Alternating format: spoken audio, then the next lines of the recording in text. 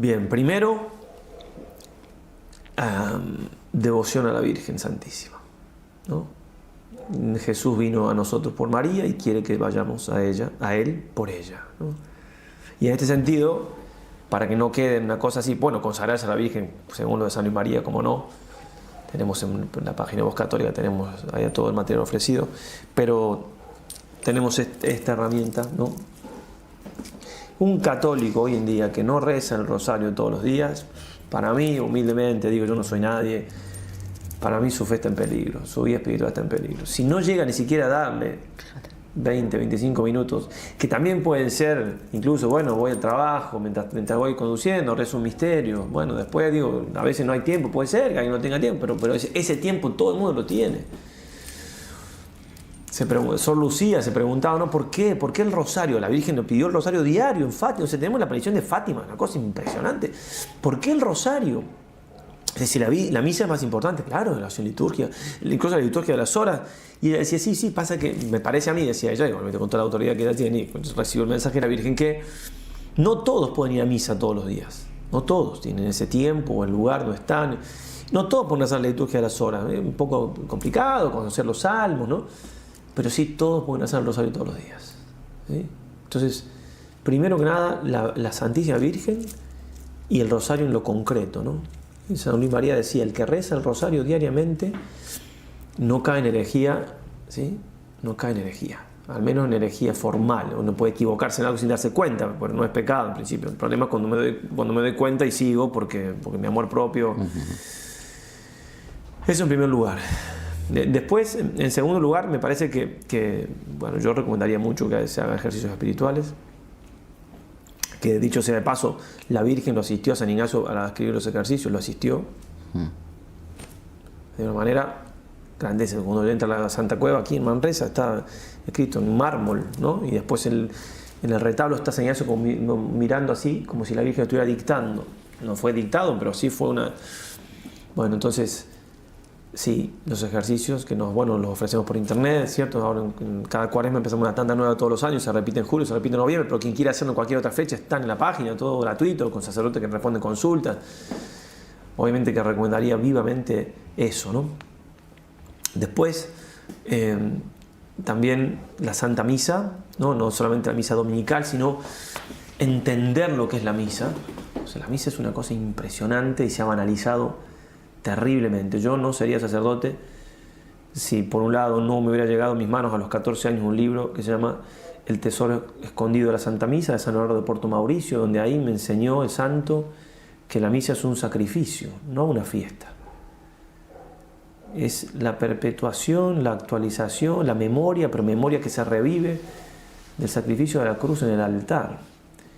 Entonces yo entiendo eso, entiendo que yo tengo que ir a la misa a morir con Cristo, a ser una víctima con la víctima. Claro, a resucitar con Él también toda la alegría que tiene, pero si no muero no puedo resucitar, ¿no? Se ha hecho tanto daño con la misa tan banalizada, tanto daño. La misa santa, digo, estoy hablando no estoy haciendo diferencia de la misa vieja a la misa nueva, o sea, las dos misas son misa. En este caso nosotros somos más de celebrar la misa de Novus Ordo, la misa de Pablo VI, pero como Dios manda. Como Dios manda, no como mandan los hombres que le cambian lo que quieren y hacen lo que quieran, ¿no? Entonces vivir la misa, vivir todo lo que implica eso, el sacrificio de la misa y en ese sentido, digamos, está unido también lo que es la Eucaristía fuera de la misa, ¿no? Y al Santísimo, ¿no? Anotar una capilla de oración perpetua, si puedo en mi parroquia hacer una capilla, no es tan difícil hacer una capilla de oración perpetua, tengo un video ahí explicándolo, que los que siguen, los que lo hacen, simplemente explico lo que hemos hecho acá, lo que hemos hecho en tal lugar. Hay un método que no... Bueno, la Eucaristía, obviamente Jesús, y Jesús es la Eucaristía. Y después, por último, yo creo que en estos tiempos hay que tener mucha delicadeza con respecto a la verdad. En una charla informal, pero pongo las palabras de él y me llega mucho y me parece muy bueno. Además, nuestro fundador decía, la verdad no es sagrada.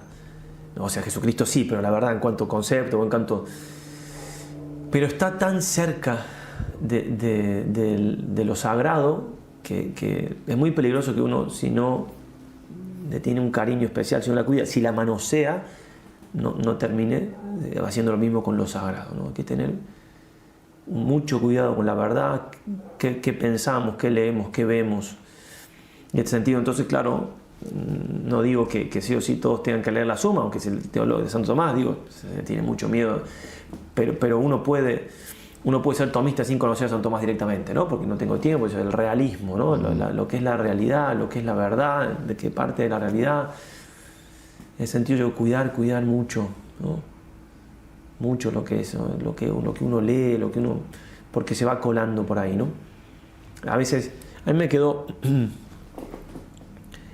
muy, muy grabado una vez. Bueno, nadie va a saber quién es y tampoco va a ver esto, pero total es una muy buena anécdota, pero muy fuerte para mí, por la edad que tenía. Estaba en el seminario y el rector del seminario tomó porque las jornadas tomistas se acercaban, ¿cierto? Y entonces las jornadas tomistas hay quienes hablan de Santo Tomás y otros quienes refutan a teólogos modernos según Santo Tomás, y muchos siguiendo al padre Cornelio Fabro que decía. Entonces tomó un libro, el padre de la biblioteca, se para hacer un seminarista, yo era seminarista, estoy casi seguro quién es el autor, pero no lo voy a decir en fin, de un teólogo fallecido ya, y le dijo: esto es más peligroso que una revista pornográfica. Yo lo escuché justo, yo estaba a un par de metros, ¿no? Y realmente me quedó grabado y me hizo muchísimo bien, porque uno dice, a ver, ¿cómo puede ser? Y tienen toda la razón, porque una revista pornográfica es peligrosa, claro que sí. Y una persona puede caer en un pecado grave contra la pureza, claro que sí, con todo el daño claro que sí. Pero si uno tiene 2 dedos de frente, que ya tenemos más, ¿no? Los años van pasando, uno se da cuenta que eso está mal. Y uno, si se da cuenta, se arrepiente y vuelve a Dios.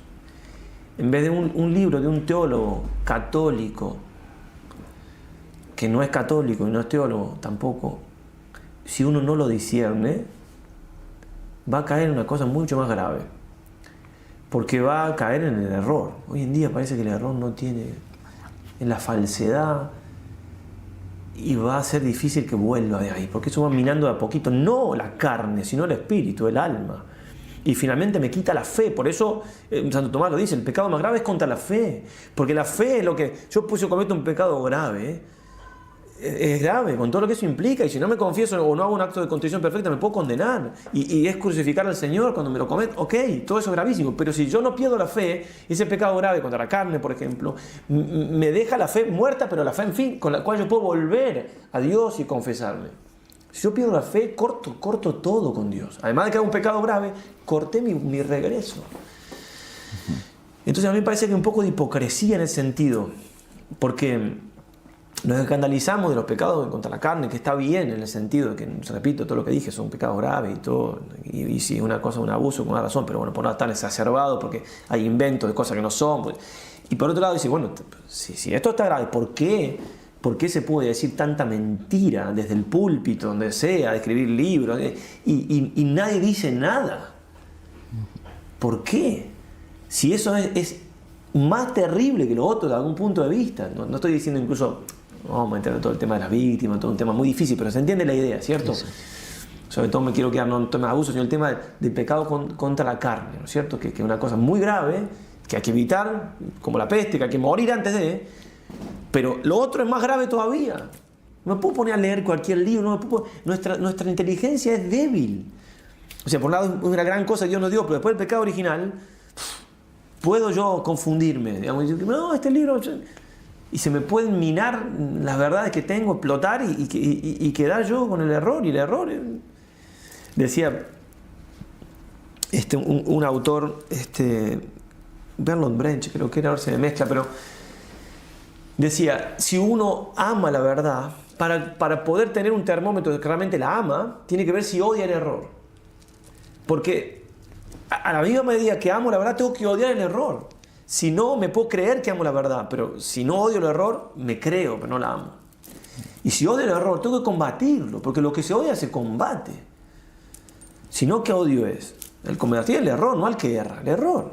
Bueno, y si el que erra se enoja, el problema de él, pero yo tengo que combatir el error, por el bien, por la gloria de Dios y por el bien de las almas.